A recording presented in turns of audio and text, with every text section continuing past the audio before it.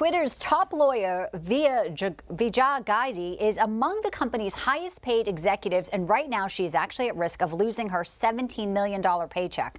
That's right. I said that right, $17 million. The New York Post reporting that Vijay Gaidi, who earned that last year as Twitter's top legal counsel, could be on the chopping block as Musk is reportedly planning to slash jobs and reduce executive pay as he looks to secure financing for his Twitter bid. Now, if she is fired, don't feel too bad. She stands to win a severance package worth $12.5 million. Now, her name may sound familiar to you because she is the Twitter lawyer that Musk criticized for banning stories on Hunter Biden's laptop after it was reported she cried when talking to the folks at Twitter, saying that the deal had been completed last week. Now, comedian Bill Maher is out hailing Elon Musk's purchase of Twitter. He is saying that the company needs a new sheriff. Take a listen to what he had to say on his show Friday. The argument to me is like, has Twitter failed in setting themselves up in the past as the judge of what can go out there? And I would say, yes, you have. You failed when you threw the New York Post off of Twitter for talking about Hunter Biden's emails, and it turned out that was a real story. Right. You failed when you said we couldn't read about whether COVID had come from a lab. You failed. Failure. It hurts. Let's welcome in our panel, Turning Point USA spokesperson Isabel Brown, also the host of the Ari Hoffman Show on 570 KVI. In Seattle, Ari Hoffman, and with us as well, Dan O'Donnell from News Talk 1130 in Milwaukee. Panel, great to have you with us. I mean, there's no other way to describe it. Bill Maher is absolutely correct, Isabel. Twitter failed here. But Vijay Gaidi, she is, the one primarily who made this decision. I also think it's kind of interesting as you look at changes at Twitter, how Jack Dorsey just kind of stepped away. I'm going to put Parag Agrawal in charge here, and he can take all the fire. I mean, what do you think about the shakeup at the top of Twitter? Does it have to happen, Isabel?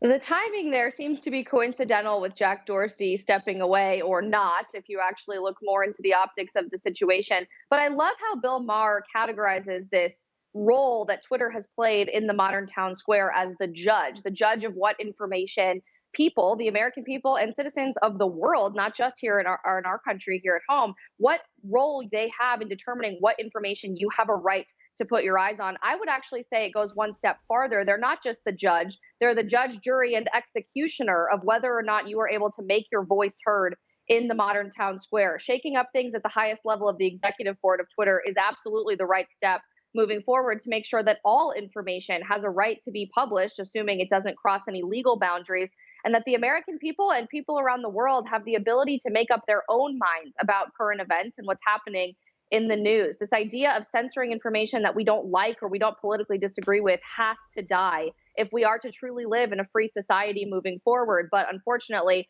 I think the backlash is only going to come from a new direction, not so much social media executive boards, but perhaps the government moving forward as they get ready to launch what I like to call the Ministry of Truth, or the Disinformation Governance Board through the Department of Homeland Security. You and everybody else, there's no other word for it. The Ministry of Truth, it's so Orwellian, it just, it speaks for itself. One of the interesting things about this, too, Dan and Ari, is that we kind of see Elon Musk tweeting in real time with every little development that occurs here. We had this awkward exchange with AOC and Musk over the weekend. AOC tweeting, tired of having to collectively stress about what explosion of hate crimes is happening because some billionaire with an ego problem unilaterally controls massive communication problems. That's my best AOC, guys. And then Musk responds, stop hitting on me. I'm really shy. The funny thing about this, Dan, is as all roads lead back to Elon Musk or Mark Zuckerberg. That's who she was referring to anyway. She talked about Mark Zuckerberg having this secret dinner with Donald Trump. But then, of course, every conservative pointed out the fact that Mark Zuckerberg spent about $430 million bringing out the vote for Joe Biden. So one of the best things about Elon Musk's involvement here is it's just all these self-owns we keep seeing from Democrats like AOC. Well, the reference there was to AOC saying that all of her Republican critics secretly want to sleep with her and that they're just sexually frustrated because they can't be with her. So Elon turning that on its head and turning that around on her was fantastic. In reality, Elon Musk is the perfect sort of guy to essentially be taking over at least part of the control of America's information. because he is someone who uses that channel and speaks freely and has made no bones about the fact that he doesn't care if his worst critics are on Twitter. In fact, he wants it. That's what free speech is about. What's really been telling here, though, John, is that people like AOC, like Chuck Schumer, like the Biden administration responding to this as Isabel and others have called it, by creating the Ministry of Truth, where freedom is, ignorance is strength and all of this. That's what really this is all about, that they can't handle this sort of free-flowing information, and specifically, they can't handle being called out themselves, as Elon Musk is doing here most recently with AOC. I think we can even go one further, because there's a media analyst on CNN who says, Ari, unless Congress steps in to regulate Twitter, we're all going straight to hell. Straight to hell. Here he is. Cannot let these guys control discourse in this country, or we are headed to hell. We are there. Trump opened the gates of hell, and now they're chasing us down. Wait, we gotta get it. Yeah, this is CNN. Ari, my God. I'm sorry, I'm trying not to laugh, but that's why nobody's watching the network anymore. That's why they had to shut down CNN Plus after less time than it was in the autonomous zone in Seattle.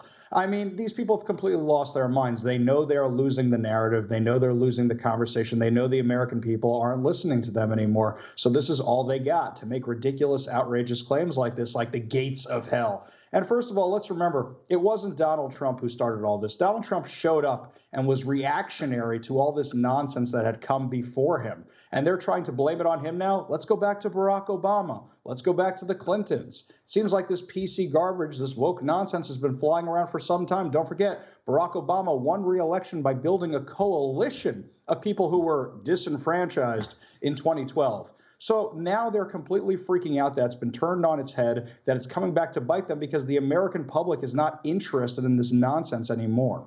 The other thing, too, about these Elon Musk tweets is we're all kind of chasing the dragon. Donald Trump's not on Twitter, but this is like what's, these tweets are the ones that get circulated the most now. Elon Musk responding to AOC and the like. It's not quite Trump, but it's intoxicating, to say the least.